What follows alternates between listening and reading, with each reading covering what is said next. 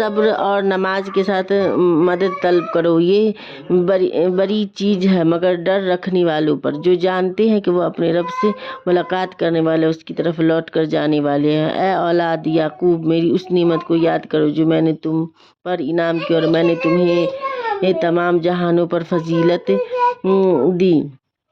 उस दिन से डरते रहो जब कोई किसी को नफ़ा दे सकेगा और न शफाअत और सिफारिश कबूल होगी, और न कोई बदला और फिदिया लिया जाएगा, और न वह मदद किए जाएंगे। और जब हमने तुम्हारे फिरौनियों से निजात दी जो तुम्हें बदतरीन अजाब देते थे, जो तुम्हारे लड़कों को मार डालते थे और तुम्हारी लड़कियों को छोड़ देते थे, उस निजात देने में तुम्हारे रब की बड़ी मेहरबानी थी। और जब हमने तुम्हारे लिए दरिया चीर फाड़ दिया और तुम्हें उससे पार कर दिया और फिरौनियों को तुम्हारी नज़रों के सामने उसमें डुबो दिया।